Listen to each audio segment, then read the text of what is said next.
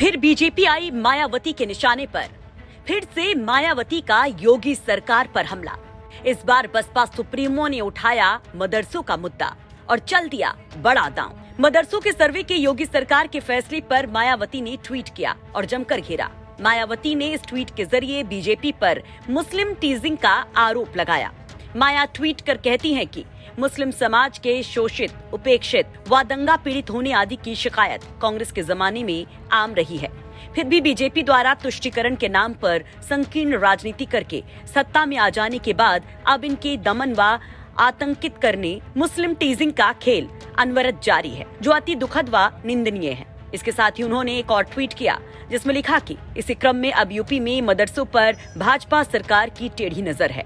मदरसा सर्वे के नाम पर कौम के चंदे पर चलने वाले निजी मदरसों में भी हस्तक्षेप का प्रयास अनुचित है, जबकि सरकारी अनुदान से चलने वाले मदरसों व सरकारी स्कूलों की बदतर हालत को सुधारने पर सरकार को ध्यान केंद्रित करना चाहिए। दरअसल यूपी सरकार ने मदरसों की शिक्षा व्यवस्था को लेकर राज्य के सभी जिलाधिकारियों को सर्वे कराने के निर्देश दिए हैं, जिसका मकसद राज्य में सभी गैर सरकारी मदरसों और वहां की शिक्षा व्यवस्था समेत मूलभूत सुविधाओं की जानकारी जुटाई जा सके। इसके लिए एक सर्वे टीम का गठन किया गया है, जिसमें एसडीएम, बीएसए और जिला अल्पसंख्यक अधिकारी शामिल होंगे।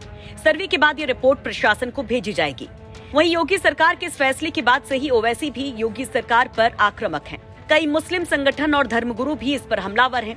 जमीयत उलेमाए हिंद ने भी पिछले दिनों इस पर बैठक की थी।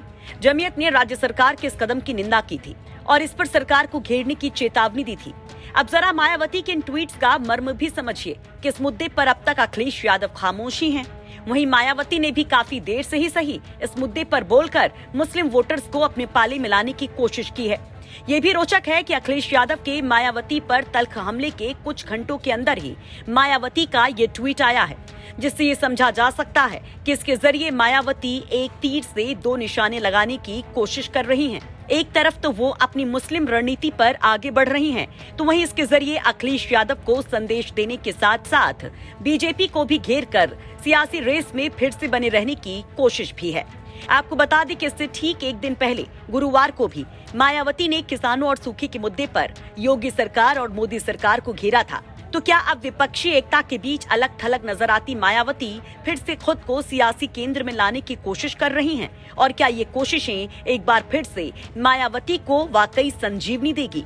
क्या मुस्लिम वोटर फिर से माया के साथ आएगा और क्या बीजेपी की बी टीम का ठप्पा मायावती से हट जाएगा? इस पर आप भी अपनी राय जरूर रखिए। ब्यूरो रिपोर्ट, यूपी तक।